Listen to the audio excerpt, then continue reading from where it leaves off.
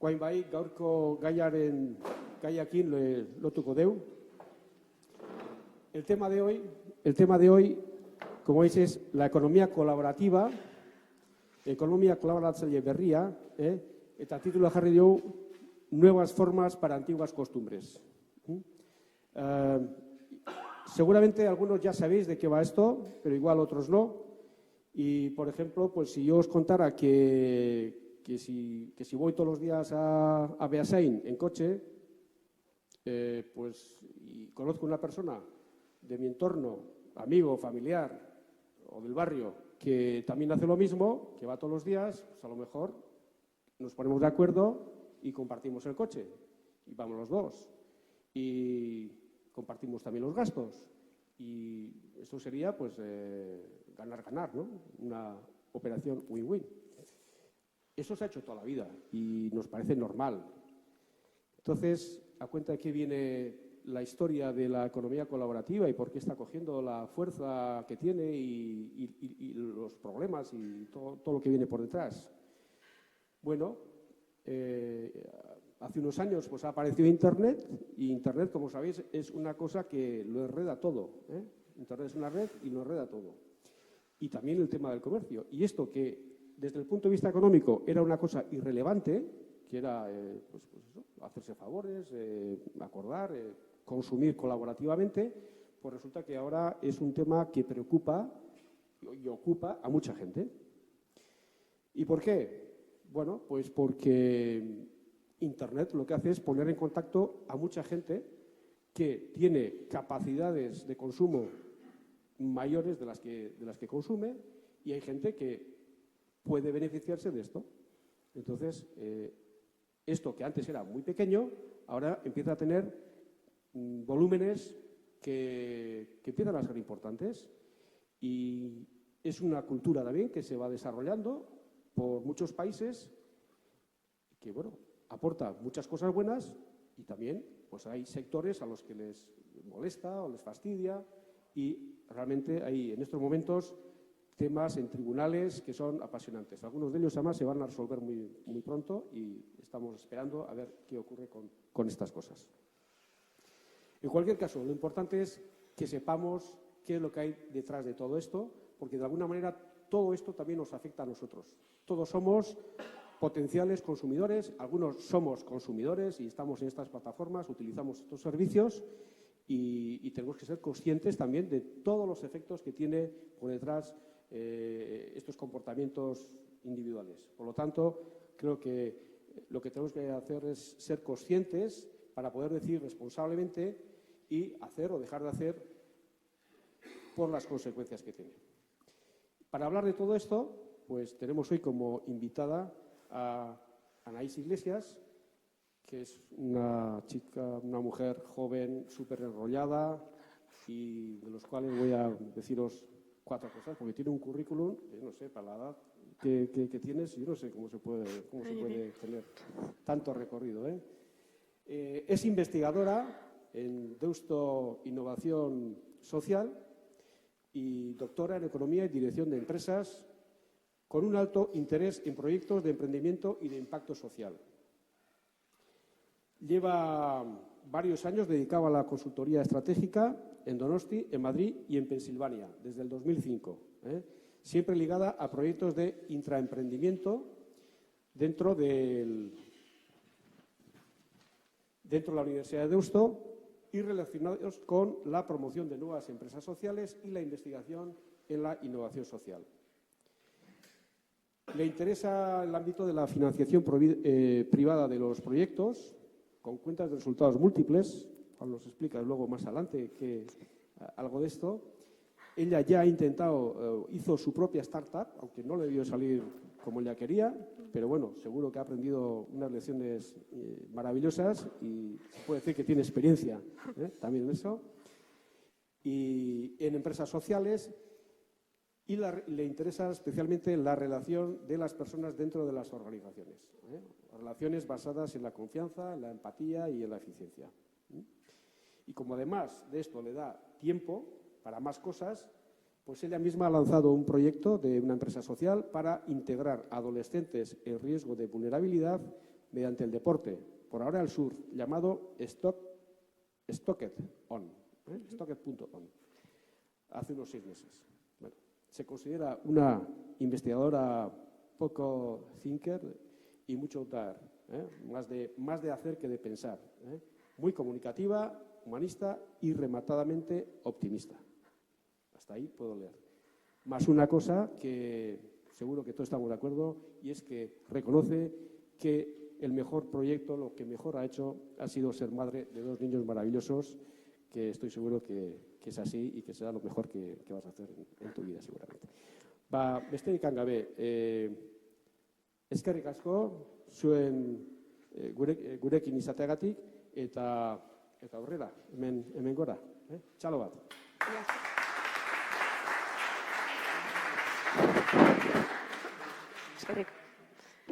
Bueno, eskerrik asko, Angel.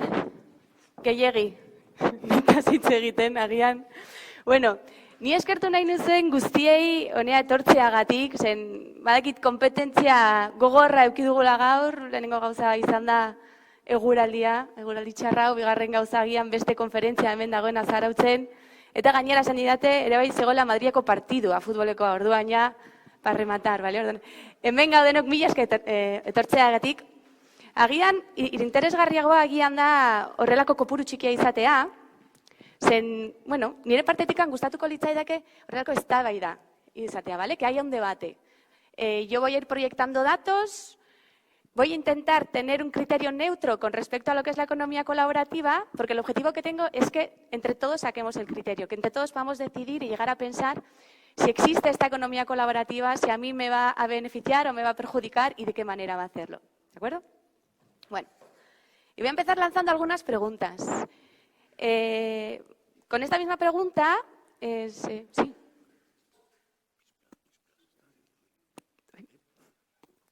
¿Cómo hago? Ahora me muevo demasiado para el micro. Una pregunta con la que se abre uno de los libros que se han sorteado, el de Albert Cañigueral, y es, supongo que sí, ¿os habréis enfrentado alguna vez en vuestra vida a una mudanza? ¿No? Yo además es que acabo de hacerlo hace 2 meses. No eres conscientes, no somos conscientes de lo que supone, de lo que acumulamos, de lo que tenemos en casa hasta que tenemos que empacarlo. No somos conscientes de lo poco que utilizamos, lo que tenemos en casa hasta que tenemos que empacarlo. Y aun siendo conscientes de lo poco que utilizamos, todo lo que tenemos, aún así lo seguimos llevando a la nueva casa. Cargamos con un montón de maletas, de historias llenas generalmente de productos que no volveremos a utilizar nunca más, pero que los llevamos con nosotros, ¿no? Es una primera reflexión. Una segunda reflexión. ¿Cuántos aquí tenemos coche, un utilitario? Seguramente en todas las familias habrá uno, habrá incluso más de uno por familia. ¿Sabéis que los coches tienen una tasa de una velocidad de depreciación enorme? O sea, nada más matricularlo prácticamente ya ha perdido el 18% de su valor. Durante los 6 siguientes años está depreciándose cada año un 10% y a partir de ahí se mantiene más o menos estable, perdiendo un 5% de su valor. Esto quiere decir que cuando nuestro coche tiene 9 años, vale un 84% menos de lo que valía cuando lo compramos. Yo le dije, bueno, veamos cuál es el tiempo de vida medio del parque automóvil a nivel nacional. 9,9 años. Mi coche tiene 9 años. O sea, mi coche ahora mismo no vale prácticamente nada. Fue una cosa que yo compré para mí porque creí que iba a poder sacarle provecho y en realidad lo que veo es que tengo un coche, un utilitario, un producto muerto del asco, por decirlo de alguna manera, porque en el mejor de los escenarios cada día lo utilizo 2 horas, en el mejor. Cuando en general, la norma general es que como mucho lo utilice 1, para llevar a los niños al cole y para ir a trabajar. Poco más. Mi coche se tira 23 horas al día parado. Y he perdido un 84% de su valor en 9 años. Creo que son 2 muy buenas reflexiones para comenzar a hablar de lo que quiere decir una economía colaborativa. Bueno, y aquí me va a presentar, que Ángel ya lo he hecho de largo. Soy Anaís Iglesias, vengo de la Universidad de Deusto. Llevo 11 años trabajando como investigadora vinculada principalmente a proyectos de nuevas empresas y, bueno, ayudando un poco a llevar adelante nuevos proyectos que tengan un impacto más allá de lo económico. Todas estas tendencias como la economía colaborativa la llevamos viendo durante muchos años que empiezan a resurgir Y por eso me alegra que por fin haya foros, haya espacios donde realmente podamos debatir si esta tendencia va a seguir al alza, si no va a seguir al alza y qué va a suceder. Como hemos dicho antes, soy madre de 2 niños maravillosos y no vamos a hablar más de mí, que hemos hablado mucho ya.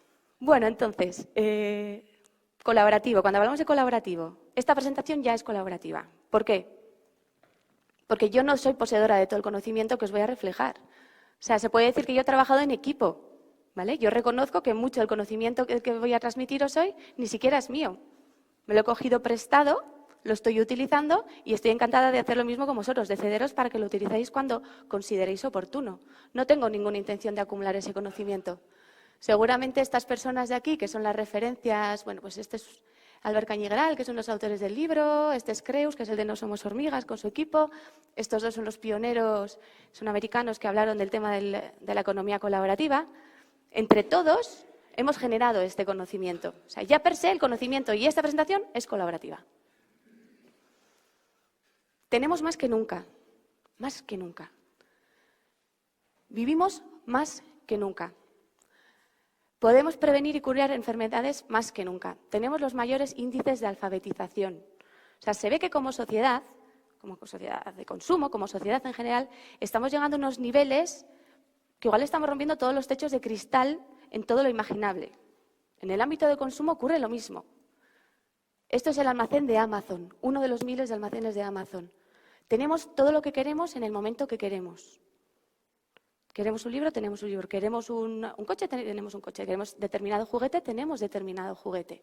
Pero al mismo tiempo, tenemos menos que nunca.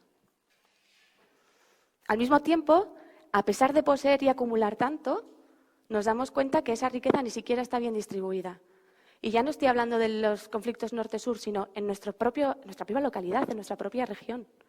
Tenemos mogollón, tenemos muchísimo, y aún así hay muchos que no tienen nada. Hay una disyuntiva bastante importante. En cuanto al ámbito de la energía y la eficiencia, bueno, el ámbito energético ya es un caso aparte. O sea, la pobreza energética es un caso soberano donde tenemos que entrar como sociedad para meter presión e intentar, desde un punto de vista colaborativo, que veremos luego cómo hacerlo, dar una solución a un problema que generalmente no interesa solucionar. Es más, a pesar de todo lo que tenemos, ni siquiera somos felices. O sea, si así, comprando todo lo que compramos, acumulando todo lo que acumulamos y llevándolo de mudanza de una casa a otra, fuéramos realmente felices, la sociedad del consumo valdría para algo. Ni siquiera somos felices. De hecho, se da una felicidad paradójica, que es que cuando ya lo tenemos todo, el consumo es algo totalmente emocional. Por lo tanto, en cuanto lo poseemos, ya rebajan esas expectativas, queremos algo más, rebajan. Es imposible que seamos felices consumiendo. No lo digo yo, lo dice este señor, Gilles Liptoyevsky, se me mueve, que es un filósofo, creo que francés, que ha estudiado muchísimo el comportamiento humano en relación al consumo. O sea, el consumo ni siquiera nos da la felicidad, ni siquiera consigue que haya una riqueza bien entendida. Estamos saturados. Estamos saturados. Estamos hablando, ahora mismo vamos a hablar de consumo y cómo nos hemos saturado. Tenemos demasiadas cosas. Tenemos demasiadas cosas quizá provocado por, llamémoslo, una economía de mercado, una economía capitalista, una economía de consumo, lo que queráis, que nos ha forzado, nos ha llevado como hormigas, a andar en línea recta sin plantearnos si realmente necesitamos todo lo que tenemos o si realmente queremos todo lo que necesitamos. Me encontraba diciéndole esto a una amiga mía el otro día. Yo no quiero un taladro, yo quiero un agujero en la pared. Yo no quiero un taladro que vaya a utilizar una vez en la vida, yo quiero un agujero en la pared y alguien que me preste un taladro y ya veremos de qué manera yo le devuelvo el favor, que puede ser un trueque como toda la vida, ¿no?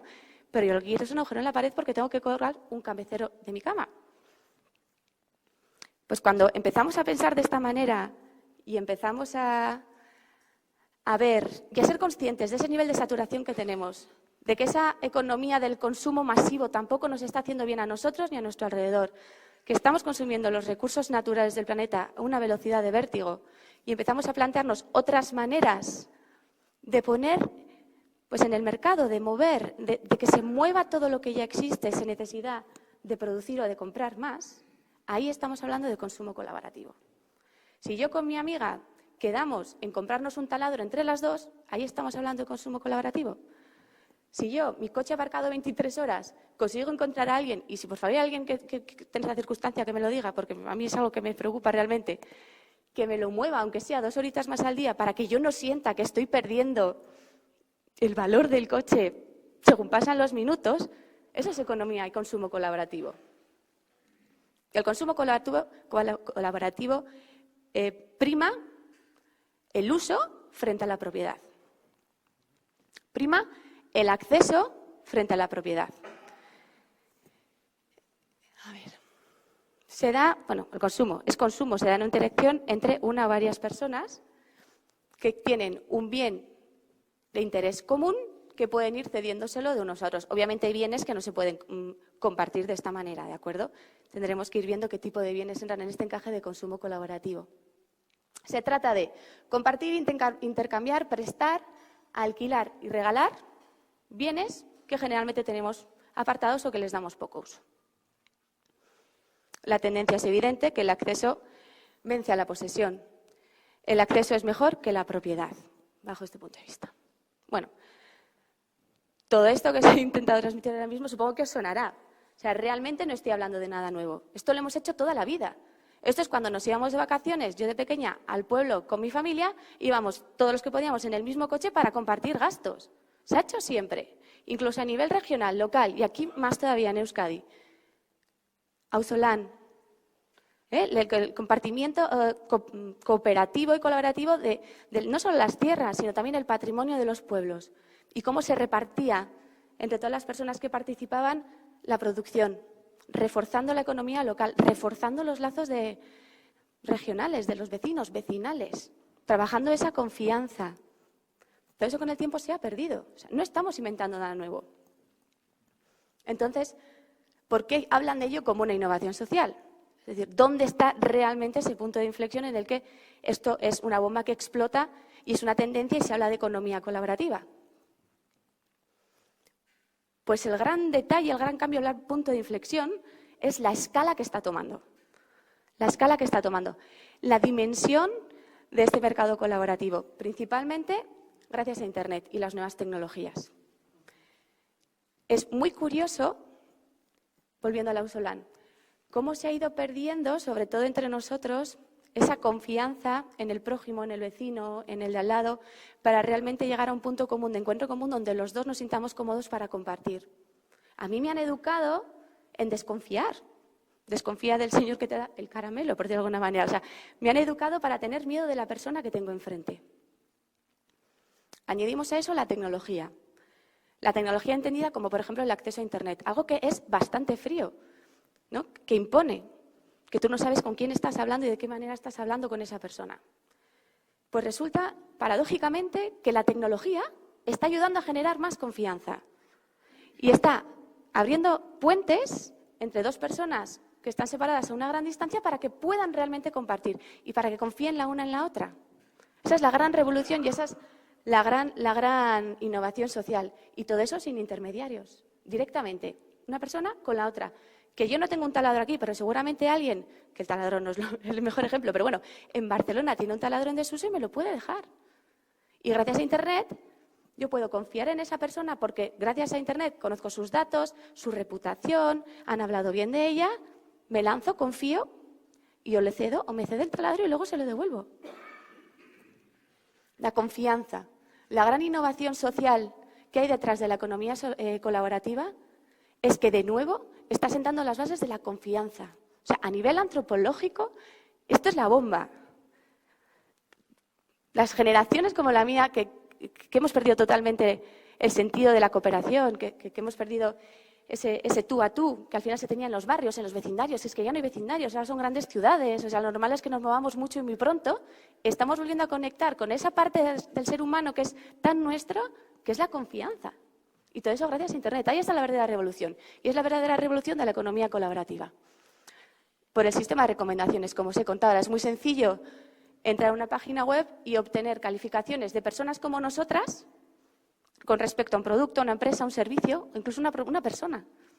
Incluso hay empresas nuevas, como Treaty, que lo que hacen precisamente es avalar la reputación de personas, pero avalarlas para conseguir incluso créditos bancarios. O sea, Internet realmente está consiguiendo que las personas confiemos más en otras personas y está siendo una herramienta muy útil para ello. Por lo tanto, confiamos en personas desconocidas, que es la gran innovación social. Pero retomamos el tema al consumo colaborativo, ¿vale? Vamos a intentar ahora entender por qué en este momento es cuando más ha explotado y cuáles son las tendencias o lo que le ha empujado para que llegue a este nivel. Primero, la tecnología. La tecnología que nos permite estar hiperconectados, no con todo el mundo, sino en todo momento. Lo segundo, la sobreinformación, lo que os decía. Ahora mismo, a un golpe de clic, tengo información de un restaurante, de un hotel, de una persona, de lo que queramos, a golpe de clic. Y antes no podíamos tenerlo. Ese balance o esa frontera entre ser una usuaria, ser una productora, en Internet ya es un poco difuso. O sea, ahora mismo yo puedo ser una persona usuaria de Internet, pasiva, leyendo, mirando vídeos o lo que fuera, pero al mismo tiempo tengo la capacidad, lo mismo con un golpe de clic, de volverme productora, de subir mis propios vídeos, de subir mis propias canciones, de subir mis propios relatos. Y si esto lo aplicamos al ámbito del consumo, de subir mis propios productos, si algo no me gusta. Si creo que algo se puede mejorar, puedo intentar, si soy un poco manitas, hacer alguna manera, intentar venderlo en Internet sin intermediarios, que es la tendencia del do it yourself. Pero más allá de todo esto, bien, yo como persona individual tengo una idea estupenda que además da solución a un problema local, lo puedo hacer de una manera sostenible y además en un ámbito colaborativo. Vale, yo, sola. La gracia de Internet y la gracia en la que estamos en este momento es que una persona sola puede generar un producto, pero si muchas personas se unen a ese movimiento, ¿os habéis planteado el poder que podemos tener para cambiar las cosas? Pero yo no hablo solamente del ámbito de, pues me hago mis cositas artesanas y las pongo en Internet, como reivindicación, como ciudadanos y ciudadanas. O sea, nos podemos comer al pez grande. Esa es la gran revolución de este tipo de economía. Esa es la gran revolución detrás de este tipo de filosofías. Si es que realmente se ha democratizado tanto que el poder lo tenemos nosotros si somos personas organizadas. E Internet nos permite organizarnos. Porque somos personas educadas en sistemas de información, porque tenemos toda la información que necesitamos y estamos hiperconectadas. Y además estamos volviendo a retomar esos valores en contra del consumo desacerbado y otra vez a repensar hacia dónde tiene que ir el mundo en el que vivimos. Nos podemos organizar y podemos cambiarlo. Y ahora veremos ejemplos de cómo se pueden hacer. Lo más interesante de todo esto es que no se queda en 4 historias de chavalitas o chavalitos que hacen en Internet y ya está. Es que está teniendo un impacto en el día a día. Es que realmente cuando hablamos de economía o consumo colaborativo estamos hablando de transacciones que se hacen por Internet, pero con efecto real. Porque estamos hablando de transacciones que se pagan. Y eso tiene un impacto. Y que entre 2 personas se dejen un taladro, bueno, el impacto a nivel agregado pues tampoco es que sea muy interesante. Pero si son 100.000 personas las que se dejan el taladro, ¿estaremos reinventando quizá los sectores en los que ahora mismo estamos trabajando? ¿Estaremos reinventando hacia dónde puede ir la economía? Nos quitamos de en medio los intermediarios y este es uno de los puntos clave. Cuando por fin tomamos conciencia de la capacidad que tenemos como grupo organizado de rebelarnos contra algo que no nos gusta y lo hacemos de manera directa, hay una figura clave que tiembla mucho y son los intermediarios. Y esos intermediarios pueden ser empresas, pueden ser gobiernos, pueden ser organizaciones, un grupo de personas organizadas con una idea reivindicativa que además puedan llevar adelante de manera independiente, sin tener que contar con los intermediarios que han contado siempre. Por ejemplo, ámbito energético. Leí el otro día, aquí tenemos una cooperativa del ámbito energético, que ahora no me saldrá. Goyener, Goyener, pero leía una entrevista a la primera cooperativa que se montó, en Barcelona, Som Energía, ¿vale? Y él decía, yo estoy totalmente en contra de cómo funciona el sistema eléctrico. Estoy totalmente en contra de cómo funciona la factura. No sé qué porcentaje mínimo es realmente nuestro consumo y todo lo que se lleva por impuestos. Estoy en contra de qué tipo de fuentes se utilizan para producir la energía que consumo. Vengo de Holanda y se me ocurre montar en mi casa unos sistemas de autogestión energética solar y biomasa y alguna otra cosita más. Veo que funciona, no solo que funciona, que me autoabastezco yo y encima puedo autoabastecer a todo el vecindario. Y digo, me voy a hacer una cooperativa, voy a hacer algo grande, me voy a agregar, me voy a quitar de en medio al intermediario de turno, a la empresa energética de turno y lo voy a hacer por mi cuenta. Porque además es más barato, es más ecológico, tiene mejor impacto. Es que es la clave, es que así es como debería hacerse. Se ha cargado al intermediario, pero con buen intermediario se ha ido a meter, con las eléctricas.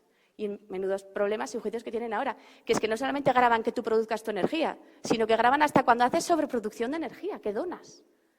Es que ya es rizar el rizo. Estos intermediarios son los que están temblando. Estos son los potentes. Estos son los que están actuando como lobby, principalmente en el ámbito regulatorio, para que todas las iniciativas de autoconsumo, pero cuando tienen un buen volumen, no salgan adelante. La segunda gran tendencia, que ya la hemos comentado, es el hiperconsumismo.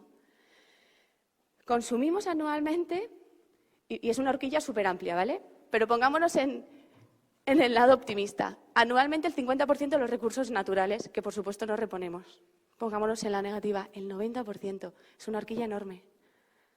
Realmente estamos llevando el planeta a la insostenibilidad. Es más, 3 es el número de planetas que harían falta para autoabastecernos de recursos naturales si, como se cumplen las estadísticas, en 2050 llegamos a ser 9.600 millones de personas. ¿Estamos locos todos? ¿En serio? ¿No podemos organizarnos de una manera más eficiente? ¿O por qué hasta ahora no nos hemos organizado de una manera más eficiente? ¿Cuáles han sido esas restricciones que no nos han permitido organizarnos de una manera más eficiente? Hasta ahora podíamos quejarnos, pero quizá el altavoz que teníamos era muy pequeñito. Pero ahora, y sobre todo gracias a las nuevas tecnologías, tenemos un altavoz con amplificador. Podemos quejarnos, podemos organizarnos, podemos desde recoger firmas hasta lanzarnos a montar una compañía cooperativa eléctrica. Tenemos el poder en nuestras manos. Ni hablar de las consecuencias de este consumo desmesurado, que ni siquiera nos hace felices, como hemos visto, en el equilibrio ecológico global o regional incluso.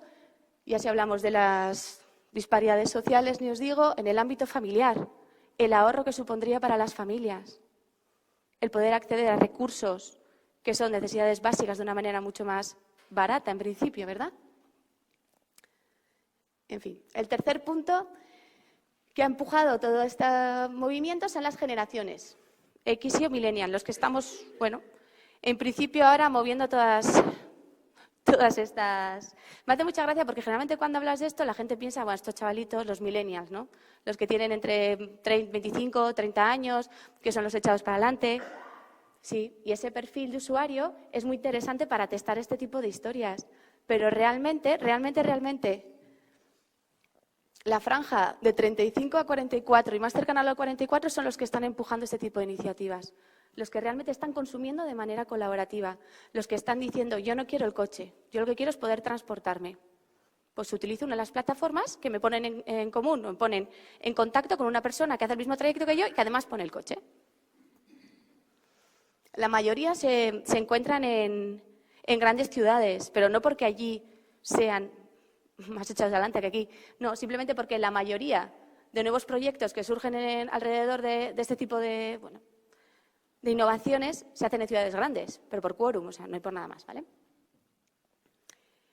Queda muy bonito el discurso que os estoy diciendo, motivacional, de cambio, de tomar conciencia de la falta de recursos, pero en realidad el 64% lo hace por ahorrar y un 21% para pagar sus deudas. Es decir, el componente de ahorro económico es uno de los mayores motivadores de que la gente utilice este tipo de innovaciones, de productos o de servicios. El tema de la organización entre pares, que es lo que comentaba. Yo, como persona única, pues puedo hacer un ejercicio de opinión, que podrá ser mucho más profundo o mucho menos profundo, mucho más escuchado o menos escuchado. Pero si lo que hacemos es un grupo de personas organizadas realizar ese ejercicio de opinión e incluso llevar a cabo ese ejercicio de opinión, ahí estamos hablando de un ejercicio de reivindicación que tiene un impacto mucho más potente. Y es más. Es la primera vez que esta reivindicación está llegando a donde tiene que llegar, cuando hablamos de alterar el sistema económico. ¿Por qué? Porque es la primera vez que estamos hablando cara a cara a ese sistema económico, porque además, le estoy diciendo, esto que decimos, aparte de tener un componente filosófico, un componente ético, un componente motivacional, que todos entendemos, es que además estamos demostrando que genera beneficio económico, que podemos generar beneficio económico haciéndolo diferente a como tú lo haces, que podemos provocar un cambio en el sistema de lo que entendemos porque es un mercado. Es la primera vez que, por decirlo de alguna manera, se deja de entender estos movimientos como neo-hippies o estos mira qué majos los que comparten, los que tal, porque realmente hay unas cifras detrás y sobre todo las proyecciones detrás de esas cifras que avalan que este movimiento en términos económicos es potentísimo. Entonces ya tienen que escucharnos. Ya tienen que escucharnos quien tenga que escucharnos, los poderes políticos y económicos. ¿Estamos ante un cambio sistémico? Pues posiblemente sí.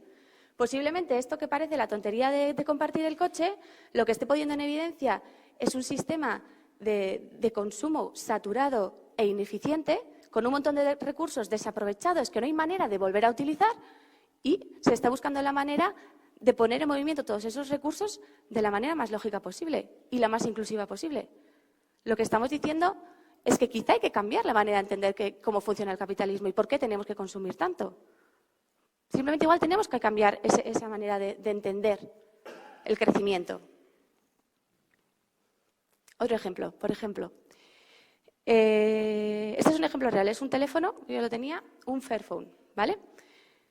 Lo desarrollaron unos holandeses que tenían, venían de una ONG que trabajaba en alguna región de África a raíz hace 2 fines de semana, creo que Jordi Évole hablaba del tema del coltán y los teléfonos móviles y demás, ¿no?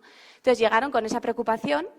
Bien, hace 10 años serían pues 4 personas que montarían una ONG e irían a ayudar o no ayudar a esas ciudades. Aquí lo que hicieron fue todo lo contrario, decir, bueno, ¿de qué manera podemos quejarnos, pero vamos a quejarnos con enjundia? Bien, no estamos de acuerdo en cómo y de qué manera se construyen los teléfonos que utilizamos. No estamos de acuerdo con la obsolescencia programada.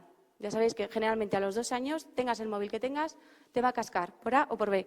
No estamos de acuerdo con cómo y en qué condiciones trabajan las personas con las que luego se hacen nuestros componentes de los teléfonos móviles. Bien, vamos a trabajar y vamos a ver de qué manera podemos hacer un teléfono móvil medianamente apañado, utilizando medidas éticas, utilizando medidas medioambientales, y veremos si esto puede funcionar. Cuando por fin hacen una serie de investigaciones y ven, bueno, pues utilizar determinada batería en vez de esta otra, fuera por completo el coltán, por lo tanto los teléfonos son bastante más gorditos. Bueno, no tiene una cámara maravillosa porque también se prima el poner materiales reciclables en vez de plástico, o sea, muchas cosas que dices, vale, no es el teléfono más bonito del mundo, pero es un teléfono hecho con conciencia medioambiental. ¿Y ahora cómo lo hacemos? ¿Y ahora cómo lo hacen? Acuden a la financiación colectiva. Ahí es cuando ya entra la economía colaborativa.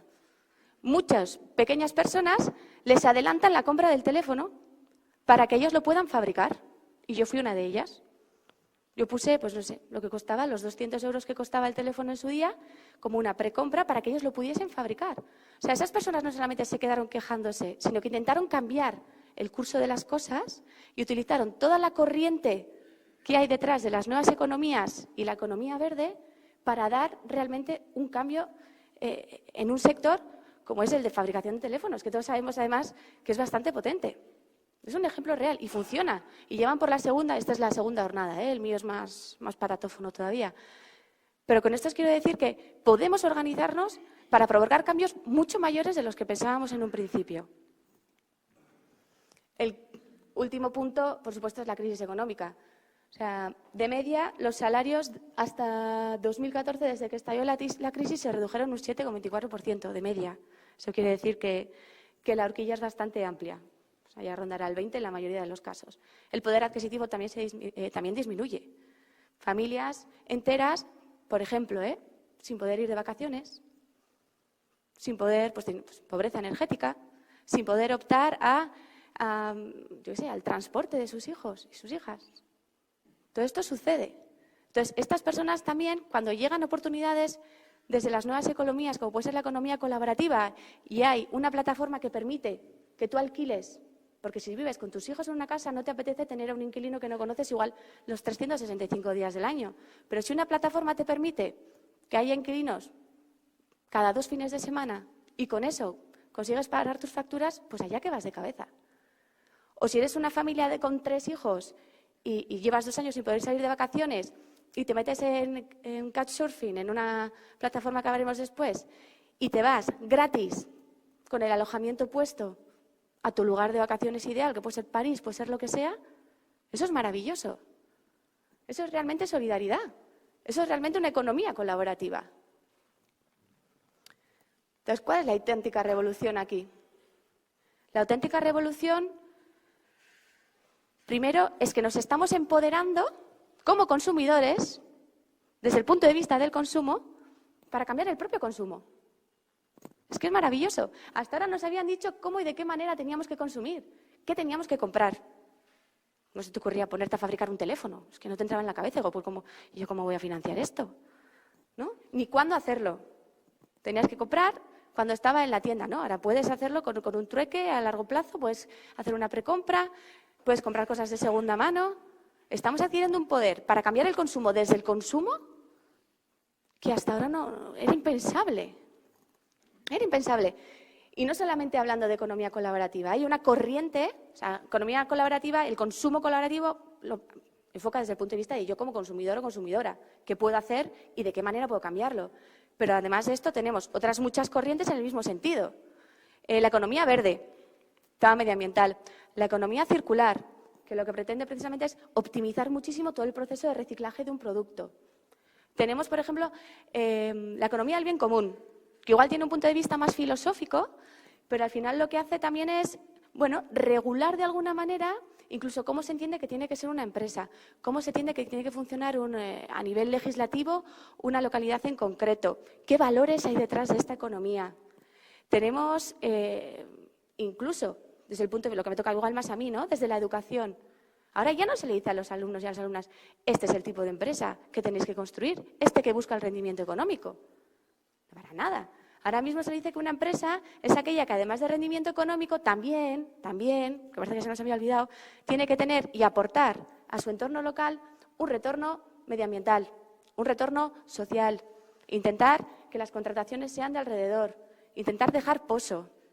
Todo ese cúmulo de nuevas tendencias, de nuevas economías, están constituyendo una auténtica revolución, porque están haciendo de auténtico lobby desde muchos flancos diferentes para cambiar un sistema que no funciona, que nos está llevando a la quiebra, que está llevando a que como sigamos así nos van a hacer falta 3 planetas Tierra para vivir dentro de 30 años.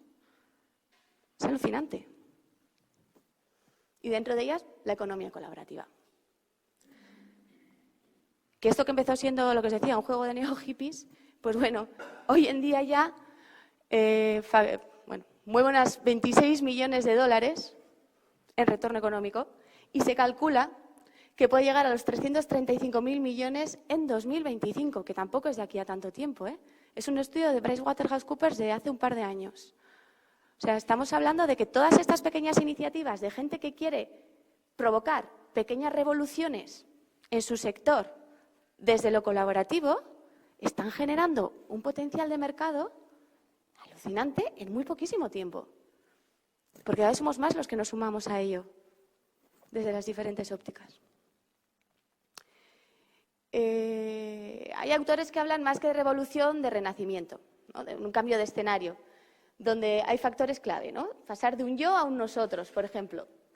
De la propiedad, lo que hablábamos, al acceso. Ya no me interesa tener el coche, lo que quiero es poder desplazarme. Yo no quiero tener una lavadora en casa, lo que quiero es poder lavar la ropa. Ese tipo de cambio de mentalidad, de deshacernos el desapego de necesitar poseer y llenar todas esas cajas cada vez que nos mudemos. Es que ya no tiene sentido, ninguno. De lo global a lo local, porque si encima hacemos esto, estaremos de nuevo tejiendo el tejido que hemos ido dejando que se muriese del vecindario, del barrio, del pueblo.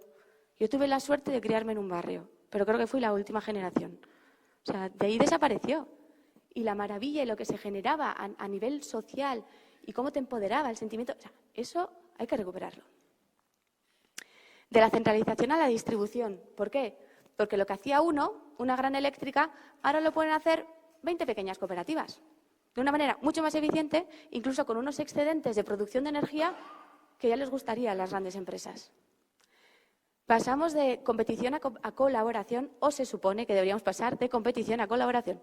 Luego lo veremos. Pasamos de hablar de compañías, a hablar de personas. Detrás de una empresa, detrás de una cooperativa, de esa organización están las personas. Y en estas nuevas economías, en esta nueva ola de cambio sistémico, las personas toman el poder y deciden hacia dónde va esa empresa y de qué manera nos va a hacer consumir. De consumidor a productor, lo que os he comentado antes, o sea, ya nuestro rol ya no está definido. Podemos ser las dos cosas. Yo ahora mismo puedo consumir pidiendo el taladro, pero puedo ser productora compartiendo mi coche en un trayecto a Bilbao cada vez que voy a Bilbao. Estamos cambiando las reglas del juego, estamos metiéndonos en el sistema para cambiarlo. Y de publicidad a comunidad, a esa confianza, a esa reputación. De dinero pasamos a hablar a valor. ¿Qué valor le das a las cosas? Ya hemos visto que el coche no vale nada. ¿Qué valor le das a tu coche? ¿Qué valor le das a tu taladro? Es muy diferente hablar de valor. El valor tiene un punto de vista mucho más emocional y tiene mucho más que ver con la necesidad de utilizarlo en un momento concreto y no de poseerlo. La gran diferencia. Hablamos de algo de persona a persona y no de empresa a persona. Y en un lado estaría el hiperconsumo y en el otro, pues, en este caso, la economía colaborativa. Es una propuesta muy atractiva. Y hasta ahora os he contado más que nada las bondades a nivel, si queréis, pues no sé, moral, ético, valores, que debiese de haber detrás de toda una gran revolución o renacimiento, como es esa en este caso. Pero tiene una cara oscura, muy oscura, como todo. En la cara bonita, os estoy hablando de economía colaborativa y estaréis diciendo, por supuesto, yo la primero a la cabeza, a ver, dime cómo puedo hacerlo, dónde me tengo que registrar, yo quiero compartir mi coche, quiero que, toma, te doy mi taladro, no te preocupes, y quiero irme de vacaciones aquí. Bien, estupendo. La colaboración, ese sentido de ser emprendedores, de tomar el control, de autogestionarnos, de decidir cómo, cuándo y por qué, ¿vale? Todo eso es muy atractivo. Y sobre todo también tiene un componente de lucha no jerárquica que nos encanta, ¿no? De eso de enfrentarme al poder, ¿no? En muchas pequeñas personas contra un gran pez y comernos ese pez, ¿de acuerdo? Pero tenemos dos puertas de entrada. Esta podría ser la puerta social, la que os he contado, la de la sociedad civil. Pero hay una puerta de entrada peligrosa y donde están surgiendo los principales problemas de lo que nos ha comentado sobre todo Ángel, que es la empresarial. Por supuesto, y como en todo, siempre habrá 2 o 3 listos o listas con 2 o 3 grandes empresas que verán la oportunidad de mercado aquí de lucrarse y enriquecerse pues, con todas estas nuevas tendencias. Por supuesto que existe. Esa es la cara B. Por ejemplo, en un artículo, una persona muy crítica con la economía colaborativa decía: donde antes había empresas alternativas, ahora hay monstruos corporativos que desempeñan un papel cada vez más intrusivo en las transacciones que fomentan para ganar dinero. Acordémonos de que si yo te llevo en coche o te dejo mi taladro, pues igual te doy por el taladro 5 euritos o te invito a un café. Eso es una transacción en una persona. Si lo agregamos a un nivel mayor, entre 100 personas, pues estamos hablando de 100 euros. Ahí ya empieza a haber un componente de riqueza económica que hay que cotejar. Y están reorganizando las ciudades sin mostrar ningún respeto por aquello que les hace habitables. Este es un caso muy concreto que veremos ahora con una empresa muy grande como es Airbnb. Cuando hablamos de economía colaborativa y hablamos de, en principio, mala praxis, 2 cosas nos vienen a la cabeza. Airbnb y todo el sector turístico y alojamiento, y Uber, que aquí en España no se llega a conocer tanto porque la declararon ilegal hace un año. Pero bueno, en el ámbito del transporte compartido. ¿De acuerdo? Y vamos a poner un poco cara y ojos a estas 2 empresas, grandes monstruos, realmente tienen unos beneficios desorbitados, para que veamos también cómo el consumo colaborativo y todas estas nuevas tendencias mal entendidas nos pueden llevar exactamente al mismo punto de partida, o peor, del que queríamos huir.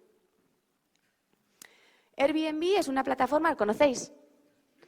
Es la más conocida, de alquiler ocasional de apartamentos, o sea, puede ser desde una habitación que yo tengo libre, lo que os comentaba, ¿no? Pues yo vivo con mis 2 hijos en casa y pero necesito un ingreso extra. No voy a poner una habitación alquilada todo el año a una persona desconocida, porque obviamente pues me gusta estar con ellos en un ambiente un poco más íntimo y cómodo, pero sí que puedo acudir a Airbnb y decidir que la quiero alquilar 2 fines de semana al mes, con precios, o sea, se paga mucho más, por supuesto, mucho más alto que si alguien se queda con una larga estancia y yo decido poner ahí mi piso. Airbnb fue la primera gran plataforma que vio esta capacidad de pisos en desuso y habitaciones vacías y cómo ponerlas en el mercado. Empezó como una empresa de economía colaborativa. Empezó como una empresa de poner realmente espacios habitables que no están siendo aprovechados en uso. Si es que el concepto es bueno, dices, ¡jo, qué buena idea! Con todos los problemas que hay de desahucios, dices, pues mira, pues tiene una componente reivindicativa muy potente. Si además consigue que todo eso sea sostenible, mucho mejor. Además, hablaban mucho de cómo esa persona, generalmente, la que cede el apartamento, tiene ese carácter de anfitrión y le lleva mucho a lo que es la economía local y a conocer tal o cual bar y que compren esta o otra tienda. O sea, sí que empezaron con ese componente colaborativo, pues al final, que atrajo a muchísima gente. Uber, por su parte, empezó como una empresa para compartir coche. Entonces, pues qué buena idea, hay muchas. Y en España hay una muy potente, BlaBlaCar, que es la más conocida. La diferencia, por ejemplo, con Airbnb, Uber nunca marcó y remarcó esa tendencia de compartir, podía decir, ¿no?, reducir emisiones de CO2 o compartir en parque de vehículos que está obsoleto. No, Uber lo que hacía simplemente era dotar a usuarios particulares, semiprofesionalizarlos como si fuesen taxistas sin serlo, sin pagar la correspondiente licencia, ¿vale? Entonces, en cuanto entró a operar en el mercado español, lo cortaron de raíz porque realmente era una competencia desleal. ¿Qué sucede? Empiezan a crecer las dos empresas. Airbnb llega a un punto en el que acumula más habitaciones que las mayores cadenas hoteleras, no sé si las 3 primeras cadenas hoteleras juntas. O sea, tiene un parque Airbnb de habitaciones y de casas disponibles para el alquiler estremecedor. Hasta el punto que hace un mes, menos de un mes, ha dado el paso a convertirse en una agencia de viajes completa. Ya no solamente te alquila la habitación, sino que todas las experiencias alrededor de tu viaje. El hotel, el transporte, el restaurante, las experiencias de guía. Ha dado un paso más allá. Se ha convertido en un monstruo. Tiene un modelo de negocio mediante comisiones. Opera, ellos dicen, que son una plataforma simplemente que actúa como intermediaria en Internet. Entonces, si yo voy a alquilarme en uno de los pisos que tienen ellos apalabrados, les pago una comisión de entre el 6 y el 12% y lo mismo hace la persona que ofrece ese piso. Bueno, es un modelo de negocio muy normal en Internet. Esto es muy normal. El problema aquí surge por dos cuestiones. La primera, se ha expandido tanto de una manera tan brutal en tan poco tiempo que, las agencias, personas, empresas que realizan las mismas acciones de renta de pisos a turistas operan con una regulación diferente y mucho más restrictiva. Airbnb y todas las plataformas se escuñan mucho en que son plataformas digitales y se eligen por la ley que correspondiente a las plataformas digitales. Dicen, no, nosotros somos solamente intermediarios. Lo que suceda después o de qué manera tengan el piso o no tengan el piso ya no es cosa nuestra. Podríamos lo mismo poner en contacto a gente para compartir piso que poner en contacto a gente para compartir un sándwich de nocilla. O sea, ellos son los intermediarios. Entonces está habiendo mucho problema, mucha queja y mucha denuncia, incluso a nivel ayuntamientos como Barcelona, por este tipo de mala praxis. ¿Por qué? Porque la gente lo está empezando a ver como un negocio. Dicen, estupendo. O sea, de muchas maneras. Hay incluso empresas profesionalizadas en comprar apartamentos en zonas concretas y ponerlos a la renta mediante Airbnb en lugar de hacerlo por la media legal, que deberían hacerlo como una empresa turística. Se rigen por una regulación mucho más laxa, claro. Eso es una mala praxis. Hay zonas, en París hay mucho miedo por parte de la alcaldía, porque hay barrios comerciales en los que es imposible alquilar apartamentos de larga renta. O sea, no hay ciudadanos y ciudadanas de París pudiendo vivir en esos barrios, porque, primero, no los quieren rentar para larga estancia, porque el beneficio que se saca rentando por noches es infinitamente mayor. Entonces, esta compañía que ha tomado determinada semejante volumen, que tiene tanta influencia en lo que ocurre a su alrededor, que está claro que, bien, no es responsable de que menganito, fulanito compre 8 pisos y los ponga a la renta altísima por Airbnb, pero tiene que tener cierta responsabilidad con respecto a ello. La regulación. Hay momentos, hay sectores en los que sí tiene que haber una mayor regulación. En este momento, Airbnb, por ejemplo, quizá no sea una empresa de economía colaborativa. Tendríamos que darle una vuelta realmente a lo que quiere ser Airbnb, ¿vale? Y Uber prácticamente lo mismo. Hubo una denuncia directa del sector de alguna comisión de transportes relacionada con el taxi y directamente prohibieron la actividad de Uber porque consideraban, y era así, era un servicio de taxis encubierto. Claramente es una competencia desleal. Pero bueno, hay más opciones, más allá de estas dos que son conocidas, ¿de acuerdo? Si vamos al sector del alojamiento turístico, os he comentado antes, Couchsurfing. Es una empresa, se creó incluso en el año 2000, cuando ni siquiera existía la palabra de consumo colaborativo, ¿eh? En esta empresa no se paga por el alojamiento. Tú puedes ir a alojarte, yo qué sé, a Zamora, a casa de Menganito. ¿Por qué? ¿Y por qué te va a dejar? Gracias a tu reputación. Tú te das alta en la plataforma, si quieres, puedes poner tu casa también para ese intercambio, si no, no.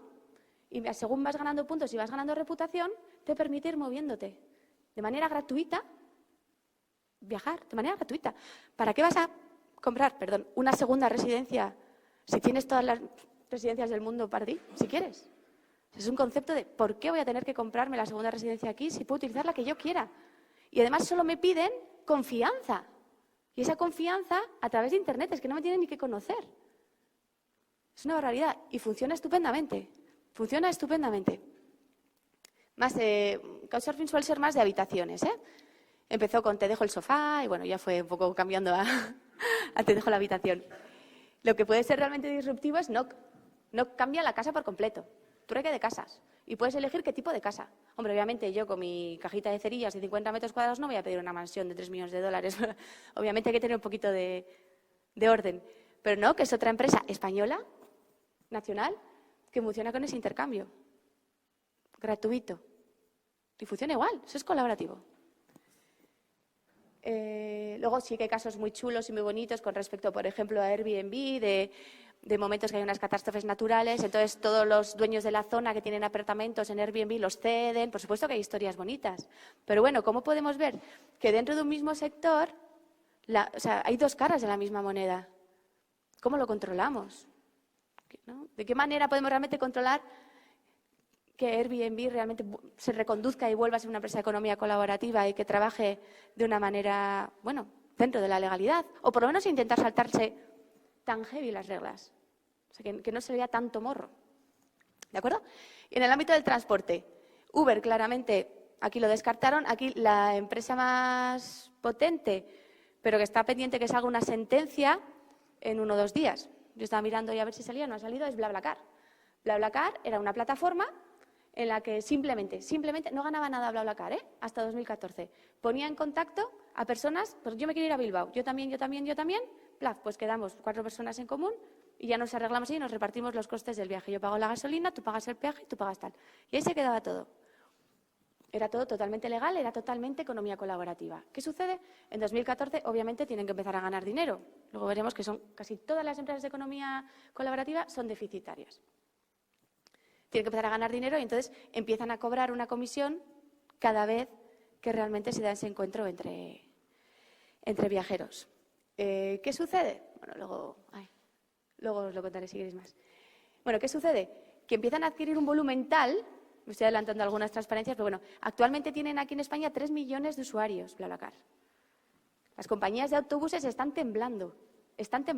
Hay zonas y viajes en los que ha perdido el 20% de los viajeros por BlaBlaCar y lo acaban de denunciar. Lo mismo, BlaBlaCar se ciñe de que ellos son una empresa de Internet y que su ley es la que se entiende para las empresas digitales. Mientras que las compañías de autobuses se rigen por la ley de ordenación territorial o no sé cómo es exactamente, mucho más restrictiva, con muchas más regulaciones, a las que BlaBlaCar, por supuesto, ni se ciñe. Pero hablando ¿y qué pasa si hay un accidente? ¿Hay seguro que cubra esto? Pues no. El seguro es el seguro de responsabilidad civil que tenga el propio conductor o la propia conductora. Hay mucho por regularizar. A ver, pendientes de qué pasa con BlaBlaCar. Pero, por ejemplo, tenemos otras alternativas que son totalmente legales y totalmente en el ámbito de la colaboración. Esta, YouTaxi.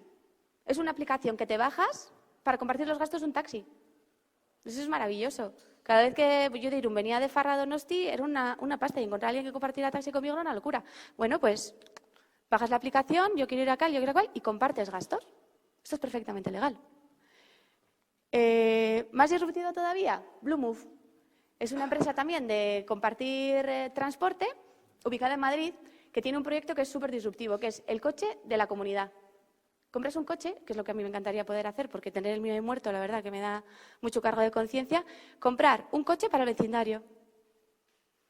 Hay una persona que es la que compra el coche, se establecen unas medidas de leasing y de renting, y es un coche común, y lo utiliza todo el mundo.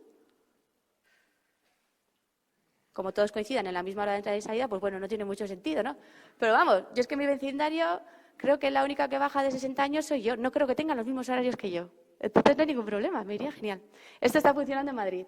Esto es totalmente economía colaborativa. Esto es realmente disruptivo.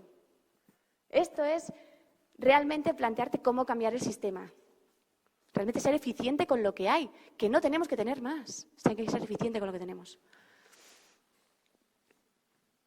Esa es la pregunta. ¿Estamos dando donde duele o realmente hay mala praxis? Claro. Estamos hablando de dos sectores superpotentes, tres si metemos en el energético. Estamos hablando de sectores hiperregularizados como es el del transporte. Tela. El del transporte que ha tenido unos beneficios siempre exorbitados para los cuatro de siempre, con una presión y una capacidad de hacer lobby increíble. Estamos hablando del sector turístico, que a nivel nacional es tractor, es de los más estratégicos, en el que están entrando nuevas experiencias que están dejando dinero, porque están dejando mucho dinero, pero de manera que no están acostumbrados los de siempre, y ya empiezan a temblar. ¿De acuerdo? Es una de las preguntas que quiero lanzar y que luego me encantaría que debatiéramos. ¿Estamos dando donde duele o realmente hay mala praxis? Este era el caso de BlaBlaCar, que me ha adelantado, lo de los 3 millones de usuarios. Esta es una de las principales críticas, el afán por el lucro privado. Estamos hablando de una economía colaborativa, pero al mismo tiempo estamos viendo ejemplos de empresas que están ganando una millonada. Digo, claro, una cosa, lo cortés no quita lo valiente. El afán de lucro es bueno. Cuando ya pasa a determinados niveles, ahí es replanteable. Pero en realidad, siendo sinceros, a 2014 solo 4 de las 17 empresas que se consideraban de economía colaborativa tenían beneficios. El resto estaban incurriendo en pérdidas todavía. Son pequeños proyectos piloto que precisamente como no tienen ese afán de lucro exacerbado que había hasta entonces, que si os fijáis, las comisiones que se cobran son mínimas. O sea, no te vas a forrar por tener 3 coches. Imagínate, si yo fuese BlaBlaCar y tener una flota de 10 coches, no creo que pudiera hacer ni medio día. Son unas comisiones enanas. Sí, corro. Pim, pim. Entonces, sin más, principales sectores donde ahora mismo se está operando: transporte, alojamiento. Pero luego también tenemos dos, como el coworking y el crowdfunding. Crowdfunding es esta financiación colectiva que os dije que hicieron los del Fairphone para poder fabricarlo. Esa es mi startup que falló, por cierto. Aquí. Crowdfunding. Coworking son espacios de trabajo. Hay uno muy bueno en Bilbao, Wikitoki, donde el conocimiento es compartido. Están autónomos o freelance trabajando en proyectos conjuntos, cada uno aportando su propio conocimiento y generando el proyecto entre todos. Eso es una maravilla. Pero y pensemos más allá. En el ámbito energético, lo que os he dicho en las cooperativas, pero pensemos más allá. Aplicar el tema colaborativo a la educación. Yo me hago cursos de Harvard en Internet, pero me hago cursos de Harvard en Internet con grupos locales que no conozco para impulsar proyectos aquí. Y si hablamos del ámbito de envejecimiento, y sobre todo de envejecimiento en los hogares, no nos gustaría a ninguno salir de nuestro vecindario ni salir de nuestra casa, pero estoy segura que si enfocamos ese vecindario como una comunidad realmente donde hay confianza e interrelación y hay ese te doy, me das, te cedo, me cedes, te alquilo, podemos generar un entorno donde una persona se sienta segura y tranquila mientras va envejeciendo. Lo que os decía, compartiendo la lavadora, compartiendo la comida, compartiendo la televisión. Podemos empezar a mimarnos, podemos empezar a querernos entre todos otra vez y generar economía desde ahí y tener un impacto. Esto es lo último que iba a poner. Lo he leído hoy a la mañana y digo, lo tengo que poner, me ha encantado. Es del Foro Económico Mundial. Y dice, bienvenido a 2030. No tengo nada, no tengo privacidad y mi vida es mejor que nunca. No queda lejos, ¿eh? Soñadlo porque ya está aquí.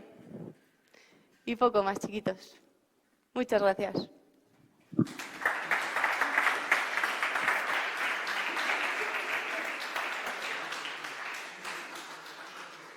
Bueno, eskerrik asko, Anaís. Bueno, no vamos a negar que entusiasmo no le falta, ¿eh? Luego habrá que ver la realidad y no sé si a Donald Trump le gusta mucho esta filosofía o no, pero, en fin, quizás las cifras que has proyectado, pues habrá que ver si eso es así y sobre todo qué va a pasar con estas sentencias que se están esperando, sobre todo en el caso de BlaBlaCar, que puede ser determinante y que, bueno, que está al caer, al parecer, ¿no?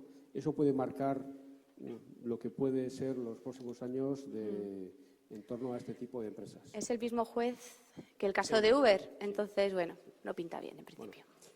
Bueno, vale, pues nos quedan como un cuarto de hora que podemos aprovechar para hacer coloquio, para hacerle preguntas, cosas que se hayan quedado en el tintero, cosas que interesen. ¿Hay alguna cuestión que le gustaría a alguien preguntar o comentar? Sí, como dice Price, dentro de 15 años puede tener un volumen de 335.000 millones de dólares. O sea, ahí va a haber una lucha a muerte, ¿no? Sí. Lo que pasa es que hay un tema que ha salido un libro ahora, Lo tuyo es mío, es crítico con el tema. Hay una cosa que está clara, es que hay formas de regulación. Sí. Pero la parte buena, la parte que se pasa por buena, que son las empresas que hasta ahora no pagan impuestos, hacen lo que quieren, son los que mandan. Ahora, por ejemplo, la sentencia esta que ha habido en Europa contra Apple por no pagar impuestos en Europa de 13.000 millones de euros, es el 5% de lo que esos tíos que utilizan el coltan tienen en casa. Sí. O sea, es que es tan de locos todo el tema, ¿no? Entonces va a ser una lucha a muerte entre intereses de empresas que quieren ganar dinero porque hay tajada. Esas son las dos puertas que os comentaba, ¿no? Yo no sé hasta qué punto la regulación en este caso... ¿Se me ha oído algo? Igual no se me ha oído nada, ¿no? No, está ahí. Vale, es que rasco.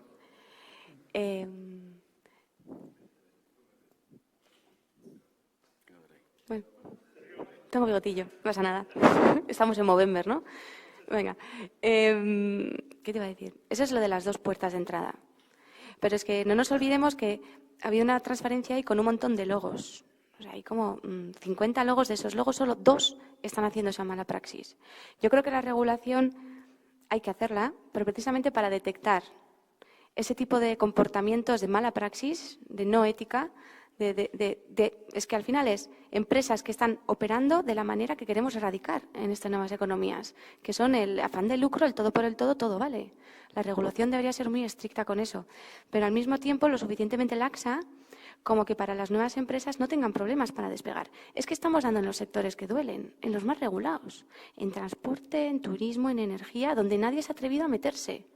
¿Por qué? Porque antes había un loco chiflado con esta idea en la cabeza y a ver dónde iba a ir. Pues que ahora ese loco chiflado tiene detrás seguramente a otros 10.000 que están dispuestos a apoyar a que él monte una empresa de una cooperativa energética. Estamos dando donde duele mucho. Y la presión y el lobby que tenemos que hacer es fundamental y es brutal. Entonces, el ámbito regulatorio, por supuesto, yo estoy muy a favor. Estoy muy a favor. Pero, por ejemplo, la propia Comisión de la Competencia aquí está totalmente en contra de regularizar este tipo de prácticas. Está totalmente a favor del libre mercado, porque sabe que a nivel de competencia es bueno que les metan estas sacudidas a las grandes empresas de transporte, a las grandes empresas hoteleras, al final los que siempre han manejado el dinero y han cortado el pastel. Entonces... Ah, sí, por supuesto. Rumasas así, pero sí, sí. Porque ahora estamos en 26.000 millones sí, sí. a 330.000 claro. en todo el año. Sí, pero de esos 335.000 no creo que el mayor porcentaje venga de las grandes empresas. Es que ahora salen como champiñones, pequeños proyectitos colaborativos. Es que la gracia es que ahora se está apoyando mucho este tipo de iniciativas, pero también porque el ADN de las personas que están emprendiendo, aquí sí que entran los millennials, los que tienen menos de 30 años. Llevan en el ADN lo colaborativo, lo comunal, el grupo, el hacer algo que se quede. O sea, yo lo veo en la universidad. Vale que trabajo mucho en ese ámbito, pero es que yo lo veo. Tienen otros valores y van mucho por ahí.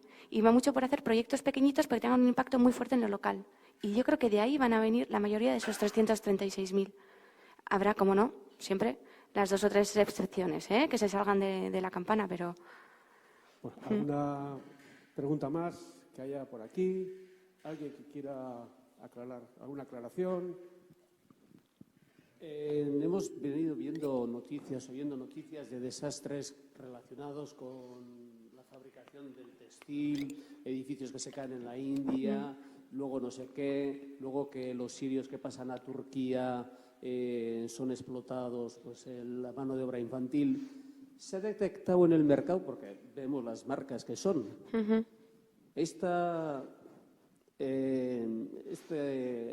la ética de todo esto. ¿Se ha visto refrendada en el consumo de esos productos? ¿De los productos éticos o no éticos? Los que salen en el periódico. Cuando dicen que esta planta que se ha caído trabaja para Mango, para Zara y para no sé qué. Y a los 2 meses se cae otra.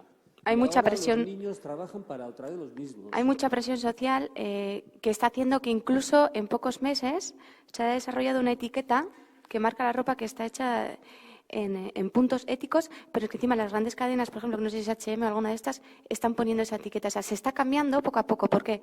Porque cambiar el punto de origen, yo sé que es triste, pero estos chavales, que la verdad que yo sufro muchísimo por ellos, o sea, es como no. El plan B, ¿cuál es el coste de oportunidad de no estar trabajando en esa fábrica?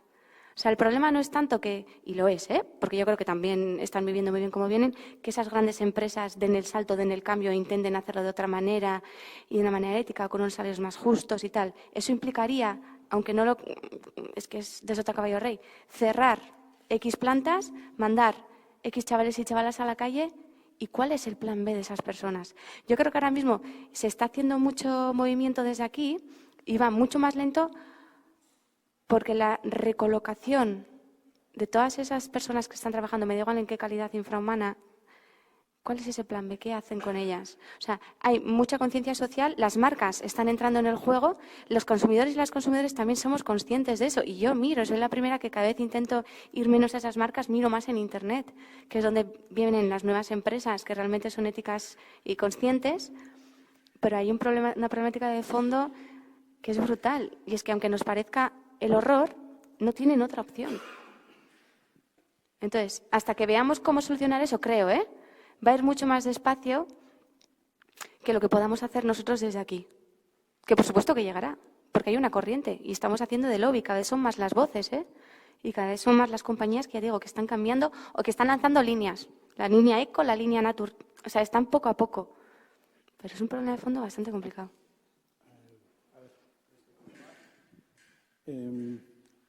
Gracias, Anaís, de verdad.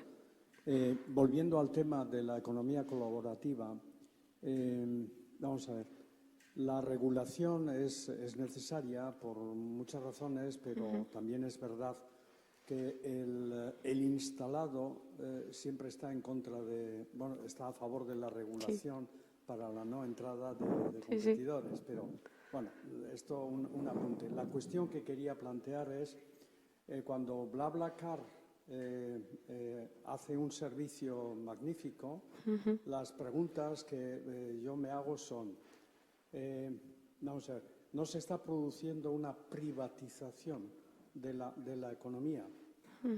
Privatización en el peor sentido, privatización, individualización. Además, con una externalización de costes. Porque BlaBlaCar utiliza unas carreteras, que BlaBlaCar, los usuarios de BlaBlaCar no financian. Es decir, ¿cómo hacemos la economía colaborativa de modo que la contribución a los recursos comunitarios realmente se produzca y no se produzca únicamente a las arcas privadas del consumo directo, olvidándonos y saliéndonos de la responsabilidad de construir aquello que necesitamos para el funcionamiento de toda la comunidad. Sí, me encanta la pregunta esa. Soy consciente, porque además estoy en el grupo, no seamos ingenuos, ¿vale? Detrás de estos proyectos de economía colaborativa, por lo menos los que sí que tienen capacidad de cambio, hay empresas. Son empresas constituidas como SL o como lo que fuera. No hay ninguna regulación ni ningún incentivo fiscal que les obligue a actuar de esta manera consciente y de esta manera responsable. Me consta que de Barcelona se mandó al Estado, al Parlamento Nacional, un anteproyecto de ley para crear una figura específica de empresa social de interés común, en el que precisamente se valoraba pues, yo qué sé, el X% del beneficio que se reinvierte en la actividad, el cómo está organizada por dentro, si realmente hay horizontalidad, si hay igualdad de oportunidades, si en toda la cadena de valor se utilizan recursos eficientemente. O sea, se está trabajando en ello. El problema es que ahora mismo todas estas empresas que están naciendo de economía colaborativa no tienen ninguna regulación específica, ni que les reconozca como tales, ni que les premie, que yo creo que había que premiarles incluso como tales. Entonces, echa la ley, echa la trampa. Eso ya depende de la bondad de la persona que esté detrás de la empresa de turno, ¿no? O de los valores de la persona de la empresa de turno. Hasta ahora, como las cooperativas aquí de interés general, de interés público. O sea, al final son cooperativas con una amplia vocación social, ¿no? Con eso reinvierto los beneficios, tengo un sistema paritario, pero depende de la voluntad. Entonces, sí que hay un grupo que intentamos ejercer de lobby, que son las personas que llevamos mucho tiempo hablando del emprendizaje social, que somos pocas y estamos bien distribuidas a nivel nacional. Hicimos un anteproyecto de ley con dos variantes. Primero, para hacer una figura jurídica que a nivel mercantil reconozca a esas empresas y por lo tanto les obligue a ABCD a nivel de responsabilidad, y que encima tuviese algunas bonificaciones e incentivos fiscales para que además premiar a las que lo están haciendo bien. Hasta que eso no llegue, mira, si la regulación va por ahí, se te caen de aquí generalmente aquellas que consideramos mala praxis, porque claramente no cumplen los criterios de reinversión, de sostenibilidad, lo que decía, con múltiples cuentas de resultados, ¿no? O sea, más allá de lo económico. Por ahí debería ir la regulación, creo.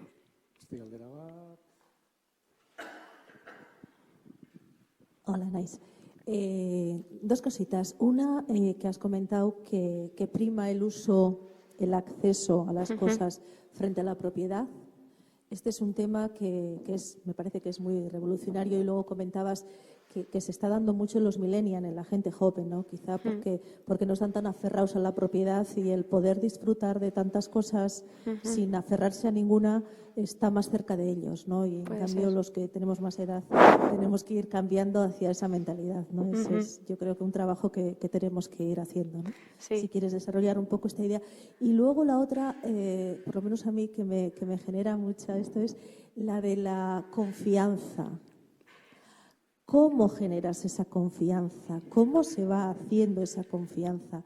La reputación que comentabas, que hay empresas que por la reputación que uno tiene en la red le dan acceso y vía a productos, a servicios, ¿no? Sí. ¿Cómo generas todo eso?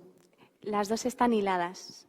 Las dos están muy hiladas. Precisamente los millennials son los que más fácilmente se plantean utilizar este tipo de innovaciones, porque como han nacido con la tecnología y la entienden de una manera a veces malentendida, o sea, saben que es algo público, pero al mismo tiempo están tan acostumbrados a ellas que no son conscientes de la pérdida de privacidad que supone para ellos, ¿no? Y tienden a confiar mucho, a dar mucho, a hablar con gente que apenas conocen. La confianza para ellos es inherente a las tecnologías.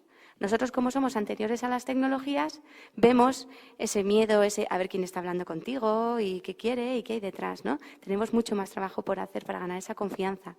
La reputación es la confianza en Internet. La reputación la tienes a todos los niveles. Hay incluso sistemas de karma que miden tu reputación personal en relación a las cosas que publicas o no publicas en la red, o si comentas o no comentas en blogs. O sea, al final, la red es muy poderosa. O sea, la red te va a dejar un currículum y un rastro que seguramente no eres consciente, se puede saber todo sobre ti. Hay plataformas que lo puntúan a nivel personal. Como empresa, He puesto ejemplos de una plataforma que es TripAdvisor, que es una plataforma pues que bueno, te recomienda y luego también a veces te da, creo que te permite también comprar o alquilar, te recomienda hoteles. Claro. Sí, sí, sí. Pero por eso hay luego otras empresas que se dedican a fiscalizar a esa reputación, a ver si es cierta o no. Es que se está montando todo el sistema alrededor del tema de la reputación, porque es que es clave. Por ejemplo, en Couchsurfing, lo que te he contado, yo me he dado de alta hoy, digo, voy a probar. Creo que yo no puedo irme a otra casa hasta que haya recibido un par de personas en la mía que lleven tiempo en la red y que hablen bien de mí como anfitriona. Es una buena anfitriona, la casa está bien, no nos ha mentido, es el barrio que nos dijo, el entorno es el que nos dijo, podemos hacer... Esa es la reputación. La reputación te la dan otras personas, por supuesto. Hay una figura muy importante en este mundo que se llaman los trolls, que son los que dedican precisamente a echar por tierra todas las buenas reputaciones, si es que la hay, ¿no? Sí, pero sí. Dentro de las grandes empresas hay figuras de profesionales que se dedican precisamente a comprobar si esa reputación y quién te está dando la reputación realmente es una persona de fiar o no. O sea, está creando todo un sistema alrededor de generar esa confianza. Sí, sí. Hombre, no. Ganarán. Ganarán. Hombre, que ganan. Sí, sí. Bueno, azkeneko galdera badago, baitetik. A ver, bai. Por ejemplo, con Airbnb. Sí. ¿Qué pasa luego con la parte impositiva del que alquila la casa? ¿Qué pasa con las denuncias? ¿Hay denuncias? Yo sé que hay denuncias. Yo sé que hay. Hay denuncias. Aquí en Guipúzcoa, Porque por Airbnb, por sí. ejemplo. Entonces, Airbnb deja en la mano. están rastreando Sí. y eso, y ahí también va a haber mucho problema. Es que Hay otra cosa que también beneficia, por ejemplo, una vez de alquilar en los sitios turísticos, y si la misma gente quiere volver, lo que se hace ya es eliminando Airbnb, se hace directamente. Sí, sí, sí. Esa es la ventaja. Pero el problema de Airbnb es que te están vigilando y que están saliendo listas en la Claro. Diputación, por Es que ejemplo. Airbnb lo único que dice, o sea, él dice que se dedica, lo único que hacen es poner en contacto. No, porque no es su trabajo, porque ellos como plataforma ponen en contacto a con B y se lavan las manos. Lo que suceda detrás, y si esa persona hace de manera o en A o en B ese alquiler, claro. No. Eso ya depende de tú, hasta qué punto entiendas la picaresca y hasta qué punto la compartas, que eso ya entramos en otro nivel. Bueno, azkenekoa eskatuta dago eta honekin amaitzen dugu. Estoy un poco ronco, no sé si me oirá. Las- En lo global, al final, es pasar del consumismo que estamos a consumir mucho menos. Solamente por salud mental, fabuloso, me suena fenomenal. Pero para conseguir eso, y una revolución también, por supuesto, pero para conseguir eso, me imagino que habrá unos daños colaterales terribles. Habrá que hacerlo, y algún día se hará seguramente, pero es pasar del consumismo al no consumismo. Tendremos menos en el bolsillo también, tendremos que vivir de otra forma, tendremos que cambiar muchas cosas. Eso es. Pienso, Sí. Es que es un cambio de paradigma. O sea, entender esta filosofía es cambiar por completo el sistema. No sé hasta qué punto tendremos menos en el bolsillo, pero sí que habría que reinventarlo todo. O sea, no solamente es hasta qué punto puede coexistir la economía capitalista con estas nuevas economías, ¿no? que nacen de abajo arriba, que tienen otro sentido. Es que igual no pueden convivir. Es que igual las empresas que operan en estas economías algún día conseguimos que con presión y haciendo lobby se transformen hacia otros sistemas mucho más eficientes y que se transformen eso y que realmente no es este lobby, pues este pez se coma este. Que yo creo que es hacia donde vamos. Las cifras eso indican. Hasta que eso suceda, va a haber una época de convulsión y de querellas y demandas y de que, pues sí, pues vamos a estar bastante movidos, porque esto es imparable. Esperemos no llegar a guerras, por Dios. Esperemos. No estaba pensando a ese nivel, pero... Bueno, eskerrik asko guztioi eta txalo bat, naiz Eskerrik asko. Eta gogoratu, 13 martes, abenduan, urrungoa. Eta urteneko azkenekoa. Eskerrik asko.